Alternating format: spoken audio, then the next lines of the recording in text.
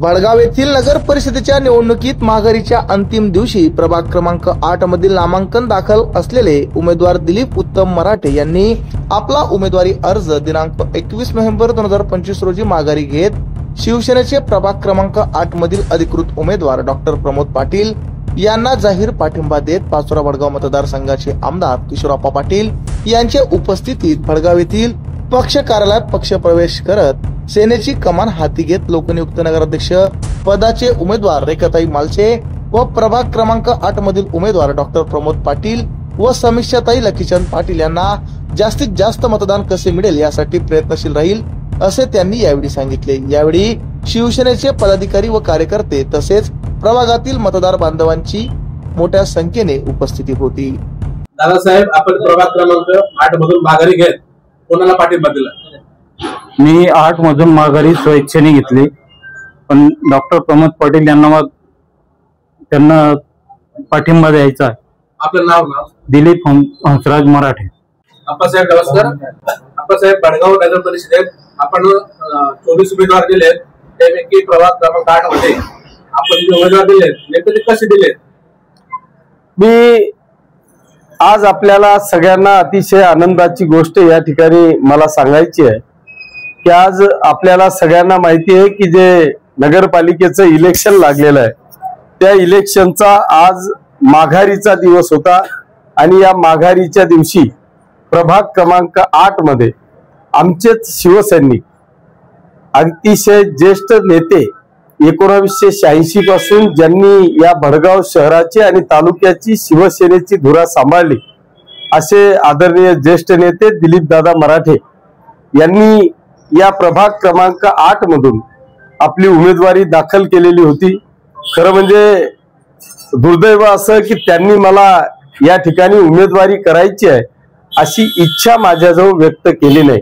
जर कदाचित त्यांनी व्यक्त केली असती तर निश्चितपणे त्यांची आज उमेदवारी आपण या प्रभाग क्रमांक 8 मध्ये निश्चित केली असती, परंतु त्यांनी उमेदवारीची मागणी केली नाही।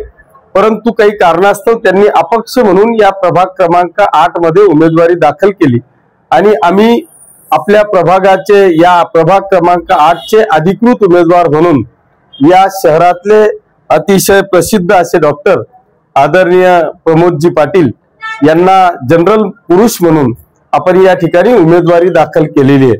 आणि नंतर आता जेव्हा लक्षात आलं की दिलीप दादांनी या ठिकाणी अपक्ष उमेदवारी दाखल केलेली आहे त्यावेळेस त्यांच्याशी चर्चा केल्यानंतर त्यांनी पाहिलं की आपण मागच्या काळामध्ये शिवसेना आणि भाजपची युती नसताना फक्त अमोल पाटील जे या प्रभागाचे नगरसेवक होते त्यांना आपण एकमेव उमेदवार फक्त भारतीय जनता पक्ष म्हणून त्यांना या प्रभाग क्रमांक 8 मध्ये दिली आणि त्यानंतर आपल्याला सगळ्यांना या भडगाव शहराला माहिती आहे की त्यांनी नगरपालिका निवडणूक झाल्याच्या नंतर 100% त्या प्रभागाकडे दुर्लक्ष केलं आणि दुर्लक्ष केल्यामुळे त्यांच्याबद्दल प्रचंड अशी नाराजी या प्रभागामध्ये झाली आणि त्याचा रोष म्हणून दिलीप दादांनी त्यांच्या विरुद्ध अपक्ष या ठिकाणी उमेदवारी दाखल केली। हे जेव्हा माझ्या लक्षात आलं त्यावेळेस दिलीप दादांशी चर्चा केल्यानंतर यांचा प्रचंड रोष होता की अशा व्यक्तीचा पराभव झाला पाहिजे की आम्ही जे उमेदवार या प्रभाग क्रमांक 8 मधून निवडून दिले, मागच्या काळात जे 2 नगरसेवक निवडून दिले, 10 वर्षात त्यांनी या प्रभागामध्ये ना कोणाच्या सुखादुःखात आले, कधी विकास कामांच्या गोष्टी केल्या आणि 100% या जनतेवर त्यांनी विकासात्मक दृष्ट्या अन्याय केल्या अशा भावना या संपूर्ण प्रभागामध्ये आपल्याला पाहायला मिळाल्या। आणि त्याचाच एक भाग म्हणून यांचा काही करून पराभव करायचा या द्वेषाने आदरणीय दिलीप दादांनी त्या ठिकाणी उमेदवारी अर्ज दाखल केला। मी त्यांना समजून सांगितलं की जर आपल्याला त्यांचा पराभवच करायचा असेल तर आपल्याला विभक्त होऊन चालणार नाही। तुम्ही दोघेही शिवसैनिक आहात, शिवसैनिक जर का एकत्रित आला तर समोर कोणी बादशाह असला तरी त्याचा तुम्ही पराभव केल्याशिवाय राहणार नाही। हे त्यांना सांगितल्याच्या नंतर त्यांनी क्षणाचाही विलंब न करता आज स्वतः जाऊन आपल्या उमेदवारीची माघारी घेतली आणि प्रमोद दादांना जाहीर पाठिंबा एक शिवसैनिक म्हणून त्यांनी या ठिकाणी जाहीर केला।